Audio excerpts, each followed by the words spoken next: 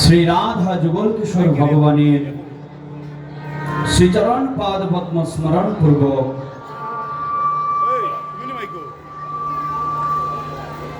তৎপশ্চাৎ কলিযুগ পাবনে অবতরী কলৌ সংকীর্তন পাবনে অবতার সভজন বিভাজন প্রয়োজন অবতার। কলিযুগের ভাগ্যাকাশে জয় রাধে, কেউ কথা বলবেন না মায়েরা, জয় রাধে, কেউ হরি কথায় বিরক্ত করবেন না, জয় রাধে। কলিযুগের ভাগ্যাকাশে যে সৌভাগ্য চন্দ্র উদিত হয়ে কলিযুগের সকল পাপী তাপী বদ্ধ পতিত মোহ সম পতিত জীবদের উদ্ধারের হেতু যিনি রাধা যুগল কিশোর ভগবানের প্রেমের বিগলিত দ্রভিময় অক্ষর ব্রহ্ম স্বরূপকে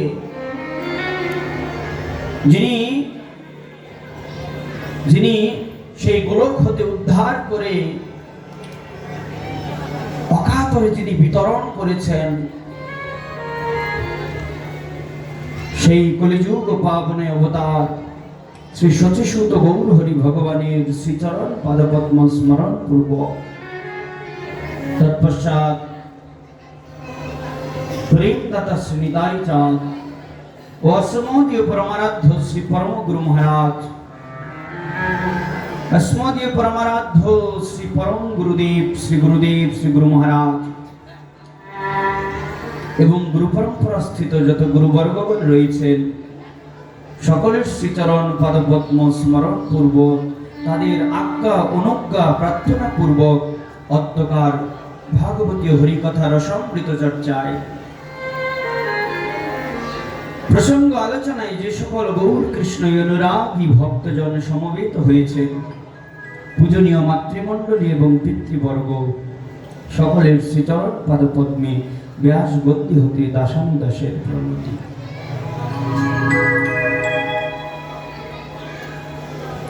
সেই অপার করুণানিলয় ভগবান সভজন বিভাজন প্রয়োজন অবতার শ্রী সতীসূত গৌরচন্দ্র গৌর হরি ভগবানের পরম প্রিয় পার্ষদ লীলা পার্ষদ কবিকুল মুকুটমণি প্রেম ভক্তি মহাজন শ্রীপাদ শ্রী নরোত্তম দাস ঠাকুর মহাশয় তার অমর যে গ্রন্থখানি রয়েছে প্রেমভক্তি চন্দ্রিকা, সেই প্রেমভক্তি চন্দ্রিকায় তিনি প্রথমেই যখন গুরুবন্দনা গুরু স্মরণ করেন সেখানে তিনি গুরুদেবকে বলেছিলেন, শ্রী গুরু চরণ পদ্ম কেবল ভকতি সদ্ম বন্দময়ী সাবধান মতে, যাহারও প্রসাদে ভাই এ ভব তরিয়া যাই, কৃষ্ণ প্রাপ্তি হয় যাহা হতে। মহারাজ, আজকের যে বিশেষ তিথি সেটি হলো গুরু পূর্ণিমা তিথি। কেউ কেউ এই তিথিকে ব্যাস পূর্ণিমা বলে, কেউ আষাঢ়ী পূর্ণিমা বলে, কিন্তু সমগ্র জগতে বৈষ্ণব ভক্তদের কাছে এই তিথিটি হলো গুরু পূর্ণিমা তিথি। যার যার শ্রী গুরুদেবের আবির্ভাব তিথিতে ব্যাস পূজা হয়, কিন্তু যদি সার্বজনীন কোন ব্যাস পূর্ণিমা তিথি থাকে সেটি হলো গুরু পূর্ণিমা তিথি। এ কারণে এই আষাঢ়ী পূর্ণিমা বা এই ব্যাস পূর্ণিমায় সকল ভক্তগণ সকল বৈষ্ণবগণ তারা তাদের নিজ নিজ শ্রী গুরুদেবের চরণ পূজা করেন, শ্রী গুরুদেবের বন্দনাদি করেন, শ্রী গুরুদেবকে স্মরণ করেন। মহারাজ, যদিও গুরুদেবের স্মরণ করতে হবে প্রতিদিন নিত্য নৈমিত্তিক, ভগবানের সেবার পূর্বে প্রতিদিন সাধক যিনি প্রভাতে মঙ্গলাদি স্মরণ করে তৎপশ্চাৎ তিনি গুরু পূজা করবেন, এটা সাধকের নিত্য নৈমিত্তিক কর্তব্য। কিন্তু মহারাজ, গুরু পূর্ণিমা হলো বিশেষ তিথি, যেই তিথিতে শ্রী গুরুদেবের বিশেষ কৃপা প্রাপ্ত হওয়া যায়। কেন? দেখবেন ভগবানের সেবা, ভগবানের পুজো তো প্রতিদিন করি, কিন্তু ভগবত লীলা সম্পর্কিত যে তিথিগুলি, যেমন জন্মাষ্টমী, ঝুলন পূর্ণিমা, ঝুলন যাত্রা, রথযাত্রা, এরকম যে বিভিন্ন তিথি ভগবানের রয়েছে, ভগবানের লীলার সঙ্গে সেই তিথিগুলো পালনের দ্বারা ভগবানের কিছু স্পেশাল কৃপা পাওয়া যায়। ঠিক তদ্রূপ এই গুরু পূর্ণিমা তিথি পালনের দ্বারাও শ্রী গুরুদেবের কৃপা প্রাপ্ত হওয়া যায় খুব সহজে। এ কারণে যিনি বৈষ্ণব সাধক রয়েছেন তাদের জন্য গুরু পূর্ণিমা তিথি যথেষ্ট গুরুত্বপূর্ণ। অনেক মহাজন বললেন, পাইয়া মনুষ্য জন্ম, মহারাজ মনুষ্য জন্ম পাইয়া রাধা কৃষ্ণ না ভজিয়া জানিয়া শুনিয়া বিষ খাইল। যিনি মনুষ্য জন্ম পেয়ে গোবিন্দের ভজনা না করেন, যিনি মনুষ্য জন্ম পেয়ে যিনি গুরুদেবের শ্রী গুরু চরণাশ্রয় গ্রহণ না করেন, গুরু চরণাশ্রয় গ্রহণ করে যিনি ভগবত ভজনে রত না হন, মহাজন বললেন সে মনুষ্য জন্ম পেয়েও সে জেনে শুনে বিষ পান করে। কেন? জেনে শুনে বিষ পান যিনি করেন তাকে যেমন আত্মঘাতী বলা হয়, ঠিক তদ্রূপ এমন সাধের মানব জন্ম পেয়ে যিনি হরিভজন করেন না, যিনি ভগবত ভজন করেন না এবং শ্রী গুরুদেবের সৎগুরুদেবের চরণাশ্রিত হয়ে যিনি ভগবত সেবায় যিনি নিজেকে রত করেন না, মহাজন বললেন যে তিনি ওই মনুষ্য জন্ম পেয়েও তিনি সেই মনুষ্য জন্মকে বৃথায় হেলায় হারিয়ে দেন। মহারাজ ভাগবতে সুখদেব গোস্বামী বললেন যে আমাদের এই মানব জীবনে ভগবত ভজনের জন্য দেখুন ভগবান কত কিছু দিয়েছেন। যেন মানব জীবনে থেকে হরি ভজন করে 84 লক্ষ জনিকে 80 লক্ষ জনিকে অতিক্রম করে এই 4 লক্ষ জনম মানব জনম, এই মানব জনমে থেকেও যেন সাধন ভজন করে তার কাছে যেন ফিরে যেতে পারি, সেই ব্যাক টু গড হেড ভগবানের কাছে যেন ফিরে যেতে পারি, তার জন্য ভগবান কত কিছু করেছে। দেখুন দিয়েছেন কি কোনো সুযোগ?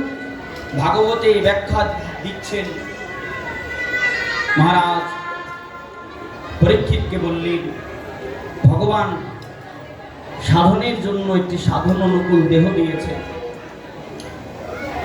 ভগবত ভজনের জন্য একটি সাধন অনুকূল দেহ দিয়েছেন।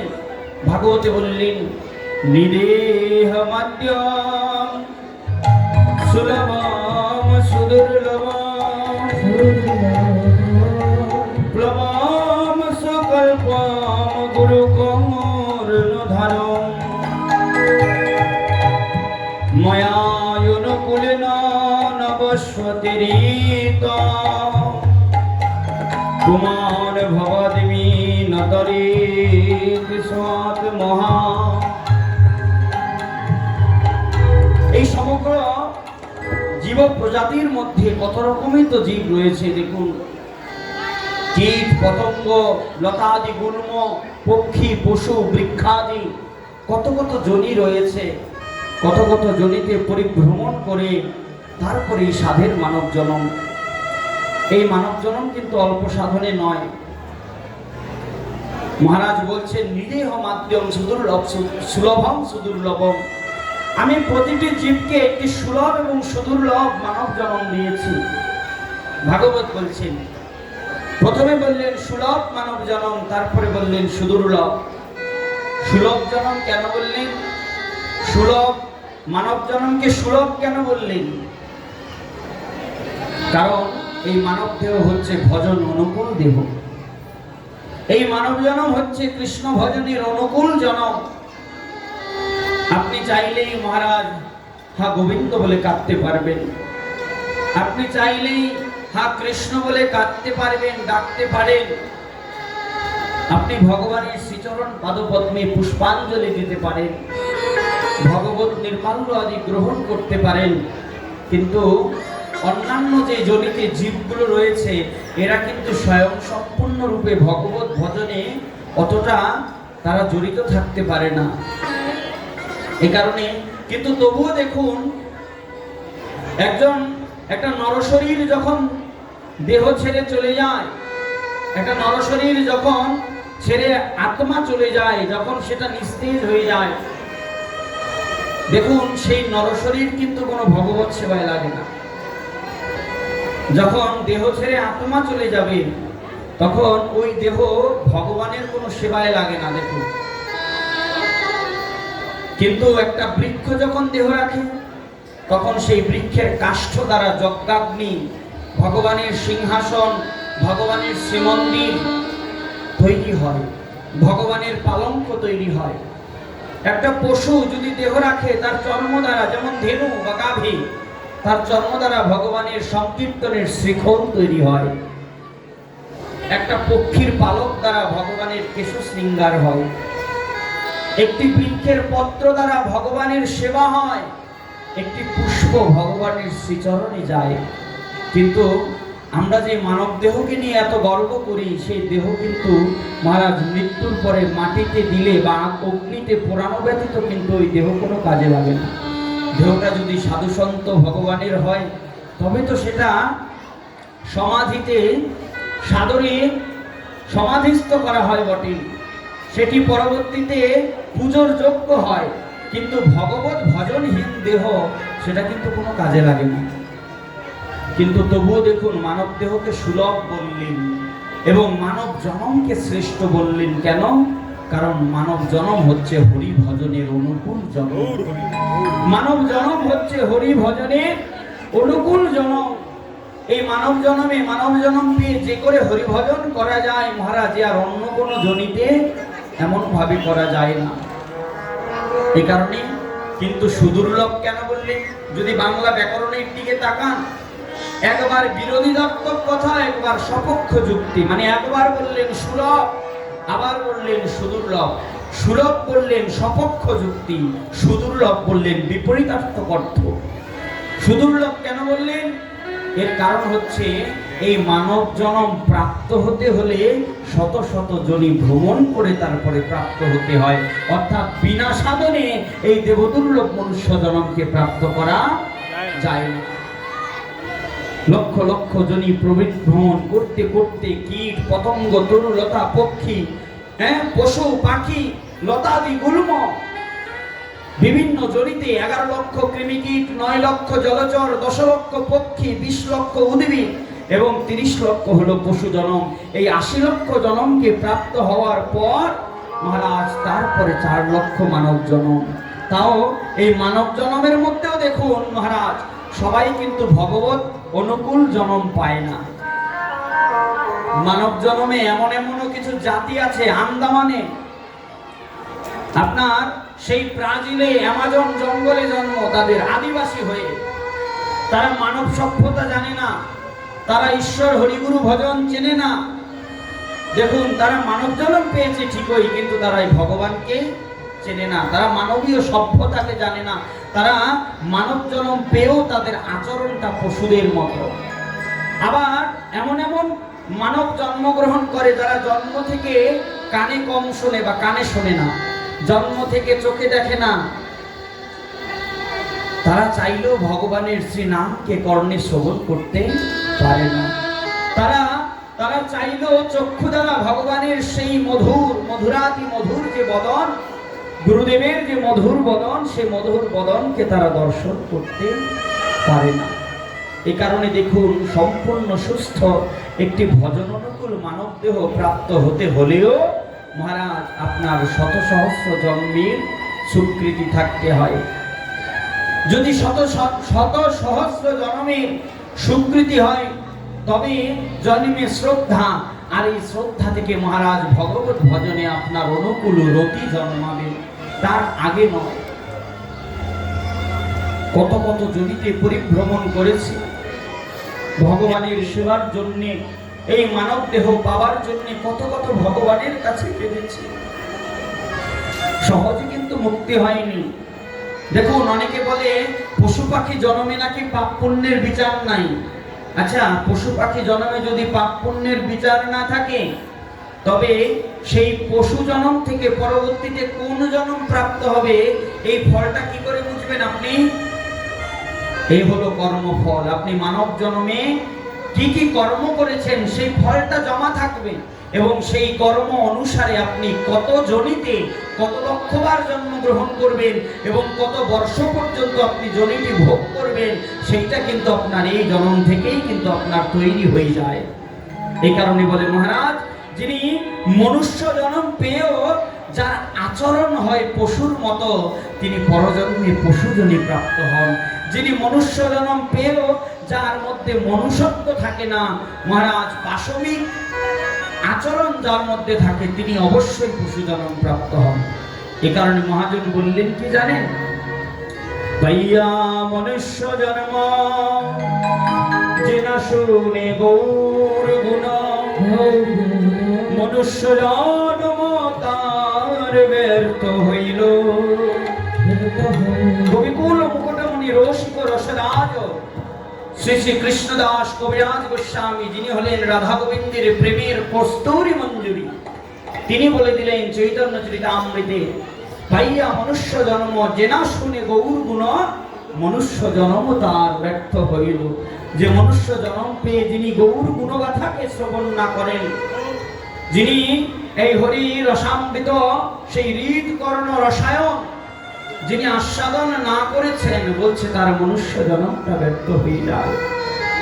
কত কত জন্ম কত কত জনি ভ্রমণ করেছি মনুষ্য জন্মকে পাওয়ার জন্য, কিন্তু মনুষ্য জন্ম পেয়েও আমরা জীবকুল এই জন্মটাকে হেলায় হারিয়ে দিলাম, গোবিন্দ ভজন হলো না। 11 লক্ষ বার কৃমিকীট হয়ে জন্ম হয়েছে, কত বিষ্টার ফাঁকে ঘুরে মরেছি জানো, কত নট্যমার কীট হয়ে জন্ম হয়েছে, কত নট্যমায় বিষ্টার পাকে বিষ্টা ভোজন করেছি, আর মুক্তির আকাঙ্ক্ষায় হা গোবিন্দ বলে কেঁদেছি। সহজে মুক্তি হয়নি, কর্মফল যে লেখা, জন্ম জন্মান্তরে 11 লক্ষ বার কৃমিকীট আমার জন্ম। কত বিষ্টার চিন্তা করে দেখুন তো, নর্দমার কীট কি এমন কর্ম করেছি যেই কর্মের কারণে নর্দমার কীট হয়ে আমার জন্ম গ্রহণ করতে হলো। কত কত বিষ্টার পাকে ভ্রমণ করেছি, সহজে মুক্তি হয়নি। মুক্তি কখন হলো জানো? যখন গোবিন্দ কৃপা করে আমায় মধুকর করে জন্ম দিলেন। মধুকর মানে মৌমাছি, আর এই মধুকর হয়ে জন্ম গ্রহণ করে যখন ওই ফুলের মধুকে আহরণ করে চাকে ভরেছি, আর কোন কৃষ্ণ ভক্ত সেই মধু দিয়ে আমার গোবিন্দের সেবা করেছে, প্রেম সে আমার কীট জন্ম থেকে মুক্তি হয়ে গেল। যখন কোন কৃষ্ণ ভক্ত সেই মধুর দ্বারা গোবিন্দের সেবা করলো, মহারাজ আমার 11 লক্ষ কৃমিকীট জন্ম থেকে মুক্তি হয়ে গেল। পেলাম 9 লক্ষ জলচর জন্ম। এই 9 লক্ষ জলচর জন্মে জানেন কত কত কত কত জন্মে আমার জলে জন্ম হয়েছে। মুক্তির আকাঙ্ক্ষায় গোবিন্দকে ডেকেছি, মুক্তি হয়নি। মুক্তি কখন হলো? যখন গোবিন্দ আমায় শঙ্খ করে জন্ম দিলেন। এই শঙ্খের দ্বারা যখন গোবিন্দের সেবা হলো, তখন আমার শঙ্খকুল থেকে অর্থাৎ উভচুর জন্ম থেকে আমার মুক্তি হয়ে গেল। পেলাম আমি 10 লক্ষ পক্ষী জন্ম। এই 10 লক্ষ পক্ষী জন্মে টিয়া, ময়না, শালিক, বুলবুলি কত পক্ষী হয়েছি।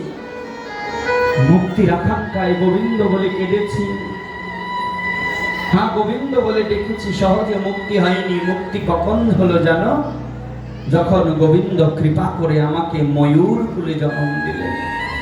আর ওই ময়ূরের দ্বারা, ময়ূরের পেখম দ্বারা আমার গোবিন্দের কেশ শৃঙ্গার হলো।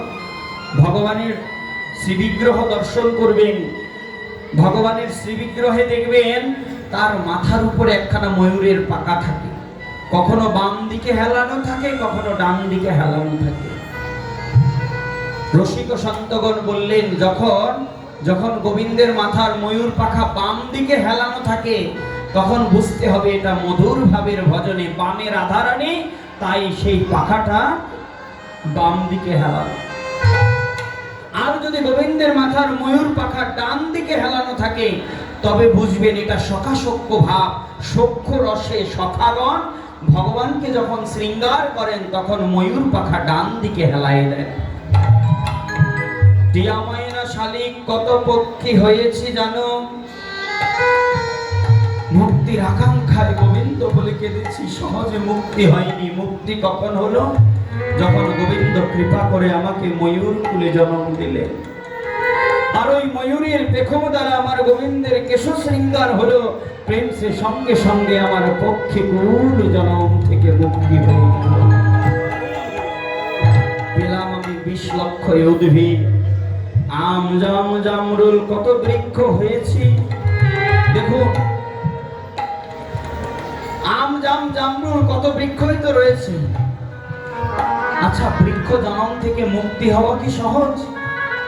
পক্ষী জন্ম থেকে তো উদ্ধার হয়ে গেল, কীট জন্ম থেকে তো উদ্ধার হয়ে গেল, উভচর জলচর জন্ম থেকেও মুক্তি হয়ে গেল, কিন্তু বৃক্ষ জন্ম?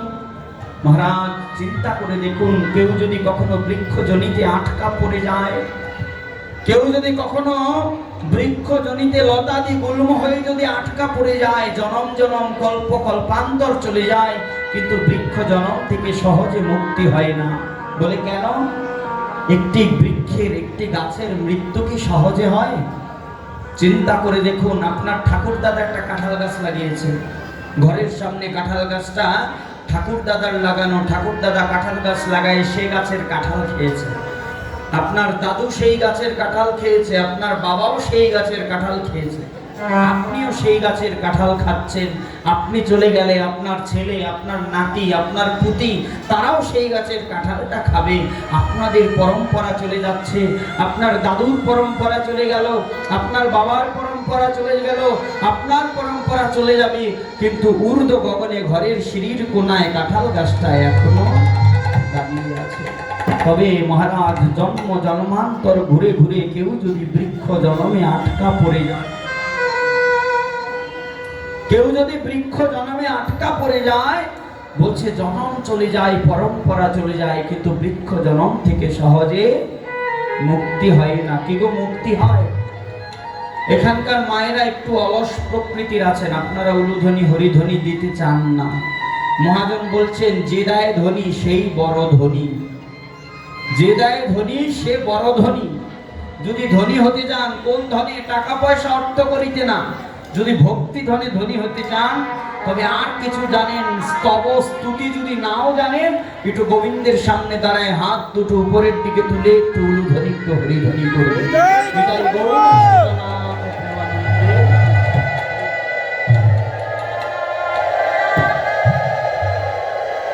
এ কারণে মহাজন কে বললেন জানো? আম জাম জামরুল কত বৃক্ষ হয়েছি, সহজে মুক্তি হয়নি।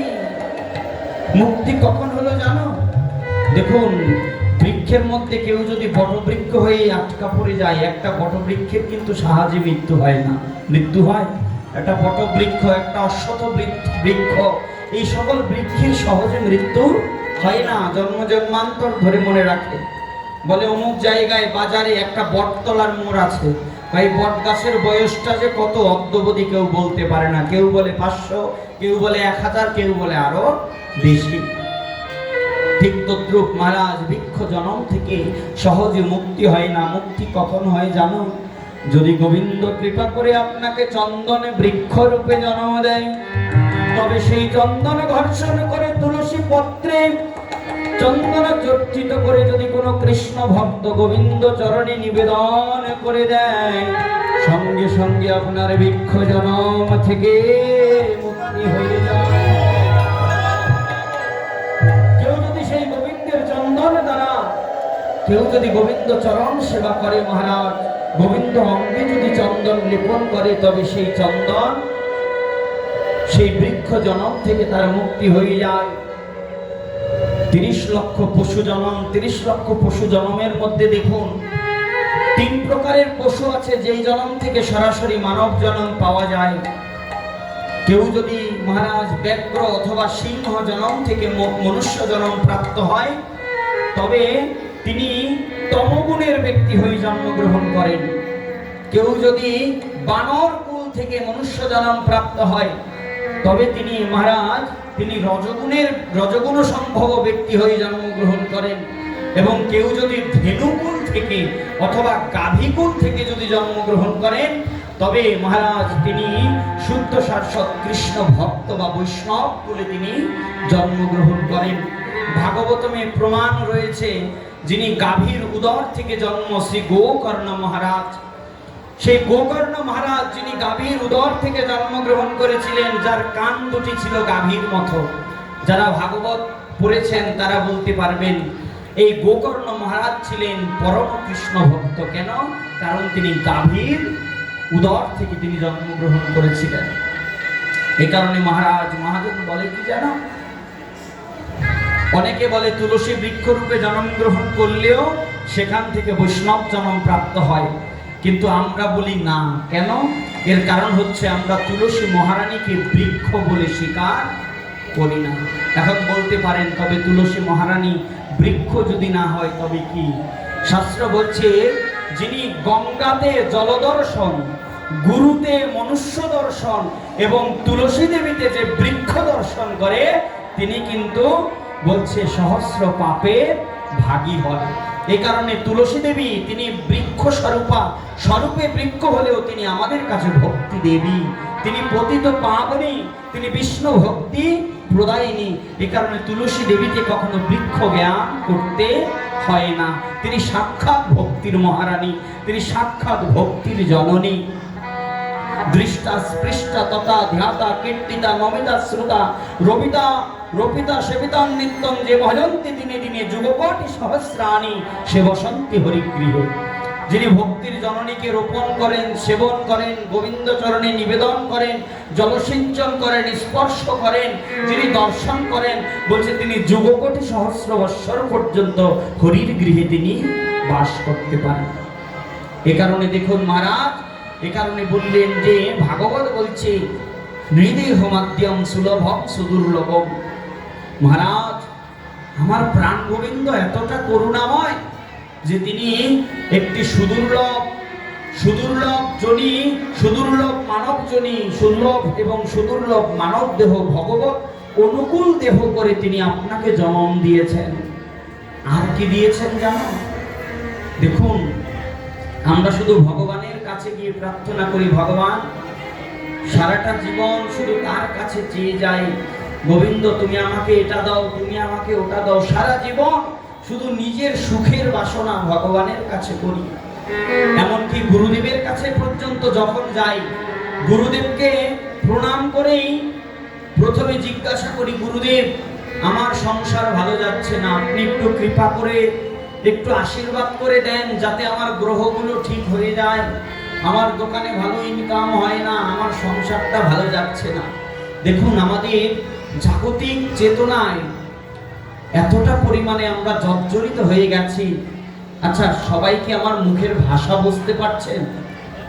কারণ আপনারা তো সিলেট অঞ্চলের লোক, আমার মহাপ্রভুর দেশের লোক, শ্রীহট্টের লোক, আর আমি হচ্ছি গোস্বামীদের দেশের লোক, অর্থাৎ বৃহত্তর চন্দ্রদ্বীপ মানে বরিশাল।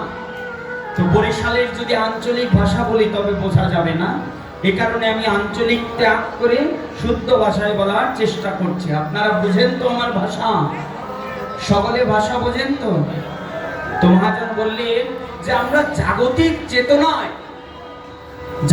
চেতনায় লালিত হতে হতে আমরা এত পরিমাণে জাগতিক হয়ে গেছি না, যখন আমরা কোনো পারমার্থিক শ্রী গুরুদেবের কাছে যাই, সেখানে গিয়েও আমরা পরমার্থ সম্বন্ধে জিজ্ঞাসা না করে, আমরা পরমার্থ সম্বন্ধে তার কাছে না জেনে আমরা শ্রী গুরুদেবের কাছে জাগতিক বিষয় রূপে জানতে চাই। আমরা শ্রী গুরুদেবের কাছে জাগতিক বিষয় আমরা জিজ্ঞাসা করি।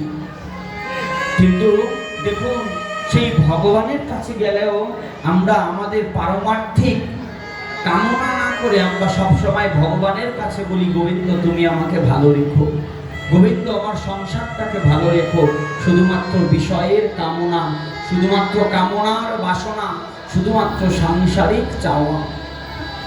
কিন্তু বলতে পারেন বাবা, বলতে পারেন মা, ভগবান কি শুধুমাত্র বিষয় ভিত্তিক কামনা বাসনা পূরণের জন্য?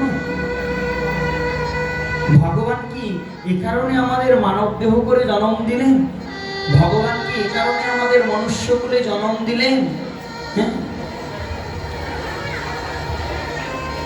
মহাজন বললেন তুমি ভগবানের কাছে গিয়ে কত কিছু চাও, কিন্তু মহারাজ তুমি কি জানো ভগবান তুমি না চাইতেও তোমাকে কত কিছু দিয়েছেন?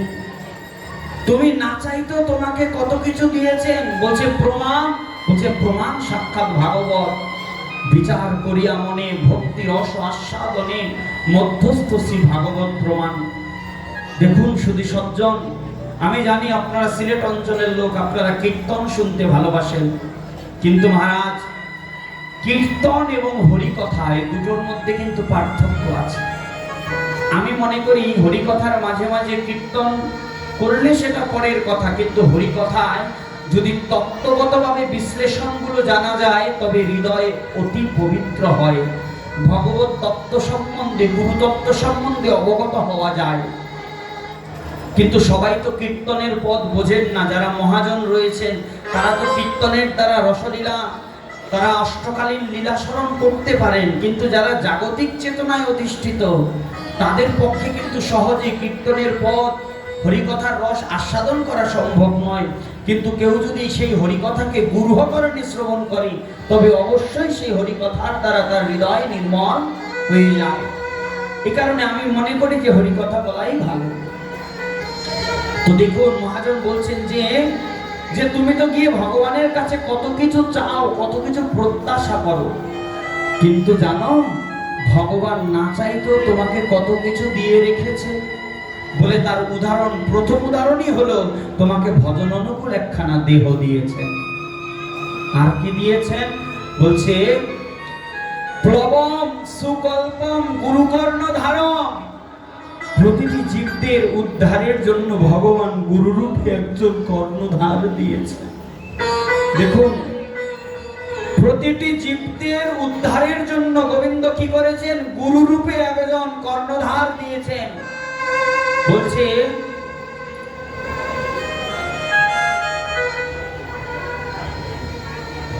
কর্ণধার শব্দের অর্থ জানেন?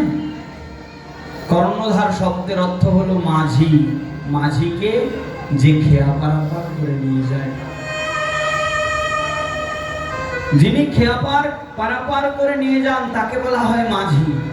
কিন্তু ভাগবতমে মহারাজ গোস্বামীগণ, মহন্তগণ, মহাজনগণ এখানে টিকায় শ্রী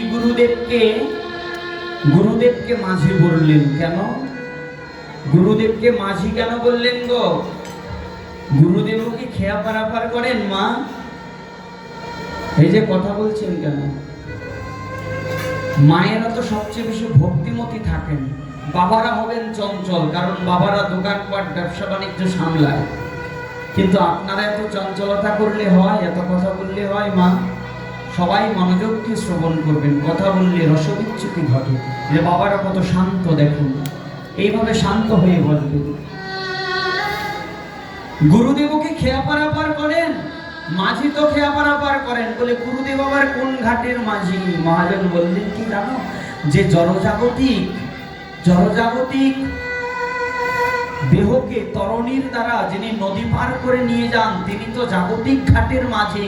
তার কাজ হলো শুধু এই কুল থেকে ও কুলে নিয়ে যাওয়া। কিন্তু যিনি আমার শ্রী গুরুদেব তাকেও ভগবান ভাগবতমে সুখদেব গোস্বামী মাঝি বললেন, তাকেও কর্ণধার বললেন, তাকেও কান্ডারি বললেন। কেন? গুরুদেব আমার কোন ঘাটের মাঝি? বললেন গুরুদেব হলো ভবপারাপারের মাঝি।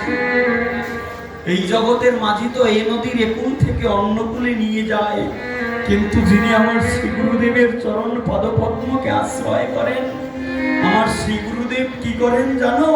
এই ভব সমুদ্রের খেয়া পার করে আমাকে প্রাণ গোবিন্দের কাছে। আমার শ্রী গুরুদেব কি করেন? তিনি এই ভব সমুদ্রের খেয়া পার করে তিনি আমাকে ভগবানের কাছে নিয়ে যান, তিনি গোবিন্দের কাছে নিয়ে যান। এই কারণে ভগবান বললেন, সুখদেব গোস্বামী বললেন যে আমার গুরুদেব হলো ভবপারের মাঝি। এই দেহরূপী তরণীকে ভব সমুদ্র মাঝে চালনা করেন আমার গুরুদেব। এই দেহরূপী তরণীকে আশ্রয় করে আমার সেই গুরুদেব সেখানে ভক্তিরূপী বৈঠাকে বেয়ে ভব সমুদ্রকে পার করে নিয়ে যান। আমার গুরুদেব ভবমাঝির পারিগু ভবমাঝির কান্ডারি। এ কারণে আমার গুরুদেবকেও ভাগবতে কান্ডারি বলেছেন, মাঝি বলেছেন। আর কি দিয়েছে জানো পরীক্ষিত? আর কি দিয়েছে জানো? প্লবম সুকল্পম গুরু কর্ণধারম ময়া অনুকূলে নবস্বতিরিতম। আর কি দিয়েছে জানো? ভক্তির অনুকূল বাতাস।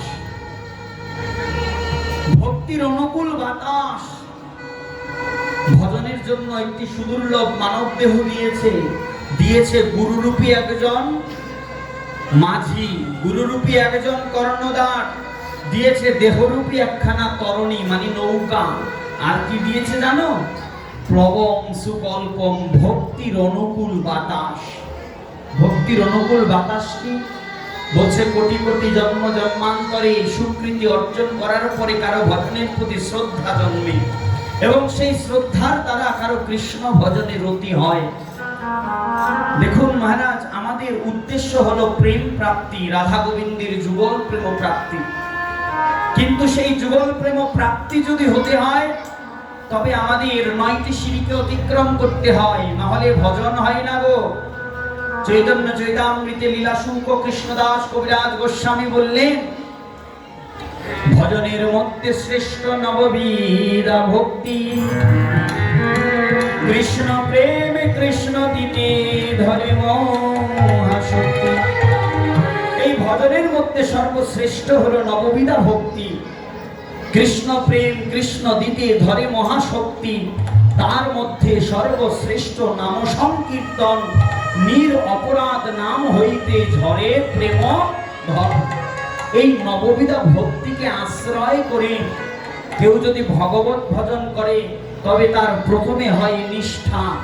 নিষ্ঠা থেকে বলছে প্রথমে শ্রদ্ধা, শ্রদ্ধা থেকে সাধুসঙ্গ, সাধুসঙ্গ থেকে মহারাজ ভজনক্রিয়া অনর্থ নিবর্তন, তারপরে হয় নিষ্ঠা, তারপরে হয় রুচি, তারপরে আসক্তি, তারপরে ভাব, তারপরে প্রেম।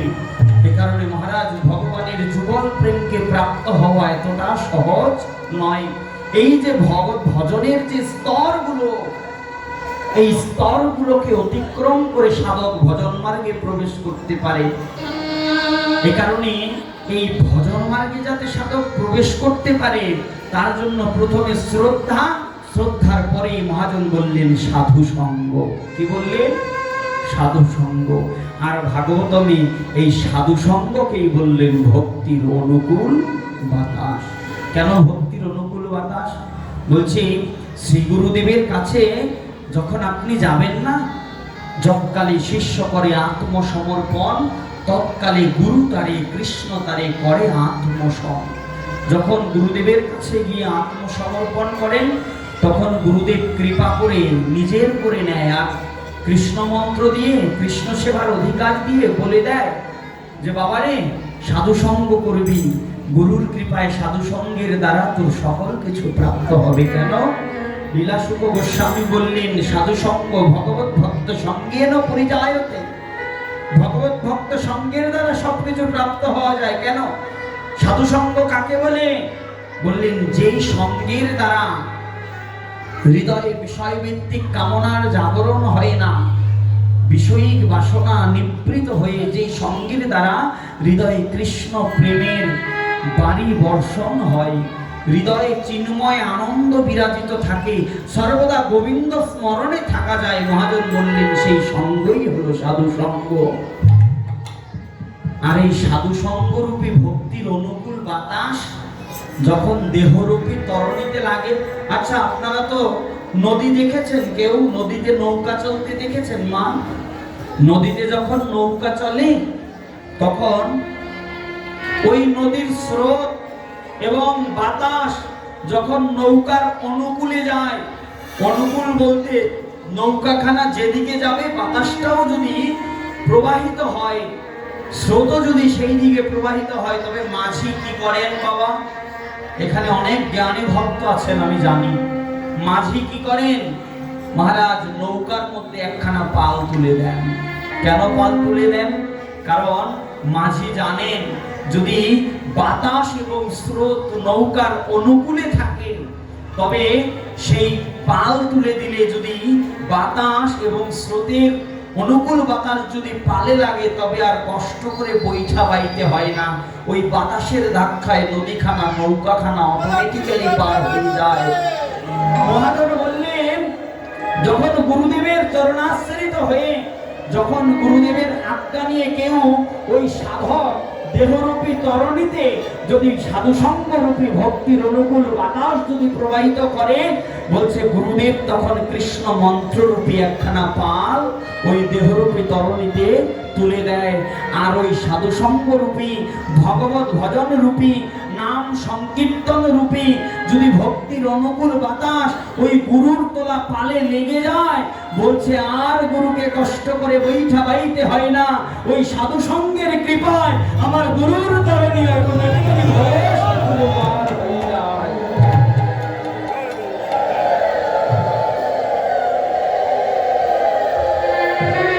অটোমেটিক্যালি আমার ভবসিন্ধু পার হয়ে যায়। এই কারণে গুরুদেব গুরুর কৃপা জগতে বড় দুর্লভ, গুরুর কৃপা জগতে বড় দুর্লভ। গুরু যে কি ধন, গুরু যে কি ধন এটা সহজে বোঝা যায় না। আচ্ছা মহারাজ, জনৈক ভক্ত পাশে দাঁড়ায় প্রশ্ন করলেন, মহারাজ আপনি যে বললেন যে তরণী দেহরূপী গুরুরূপী কর্ণধার ভবসমুদ্র সংসার সমুদ্রকে যে ভবসমুদ্র বললেন, আচ্ছা জাগতিক সমুদ্রে তো কখনো কখনো প্লাবন আসে, বন্যা আসে, বান আসে, তখন তো নৌকাখানা ডুবে যায়। বলছে যদি দেহরূপী তরণীতে ভবসমুদ্র মাঝেও কি বান আসতে পারে না? কি বাবা বলো না, সমুদ্রে কি বান আসে না? সমুদ্রে কি দুর্যোগ হয় না? সমুদ্রে কি নৌকা ডুবে যায় না? তবে আপনি যে গুরুদেবকে কর্ণধার বললেন, দেহকে তরণী বললেন, সংসারকে সমুদ্র বললেন, তবে ওই সংসার সমুদ্র মাঝে গুরুদেব যখন দেহরূপী তরণীটাকে পরিচালনা করেন, তখন কি ওই সমুদ্রে কোনো বান বাতাস আসতে পারে না, কোনো দুর্যোগ আসতে পারে না? বলে আলবাত আসে। এটা কি জানো, এটা হচ্ছে ভজনের মধ্যে ত্রিবিধ প্রকার অনর্থ। যেই অনর্থের দ্বারা আমাদের দেহরূপী তরণীটা ভজন পথে চলতে সেখানে তরণীখানা ডুবে যায়, অর্থাৎ ভজন থেকে নিষ্পত্তি ঘটে। ক্ষীণে জন্মে মর্তলোকং বিশন্তি, হ্যাঁ, যেটাকে ভগবত গীতায় বললেন যে যোগভ্রষ্ট পরন্তপ, হ্যাঁ, অর্জুনকে বললেন না, অর্জুন যোগভ্রষ্ট পরন্তপ, যে সাধক সাধনা করতে করতে কখনো তার সাধনাটায় নিষ্পত্তি ঘটে। কিভাবে? যেমন ভাগবতমে সৌবরী মুনি, তিনি শত সহস্র বৎসর ধরে তিনি জলের নিচে সাধনা করেছিলেন। শেষে কি হয়েছে জানো বাবা? দুটো মকরের সাংসারিক ক্রিয়া দর্শন করে সৌবরী মুনির মধ্যে সংসার বিষয়ের বাসনা জাগ্রত হয়। এই কারণে ভগবত ভজন এত সহজ নয়। ওই সাধু সঙ্গ করতে করতে কখনো কখনো আমাদের ভজনের মধ্যেও কিছু অনর্থের সৃষ্টি হয়ে যায়। শাস্ত্র বলছেন এই অনর্থগুলোই হলো আমাদের ওই তরণী চালনার ক্ষেত্রে বাধা, অর্থাৎ ভক্তি ক্রম বিকাশের অন্তরায়, মানে ভক্তিকে বাড়তে দেয় না। এই অনর্থগুলো কি জানো? ত্রিবিধ প্রকার অনর্থ চৈতন্য চরিতামৃতে বললেন।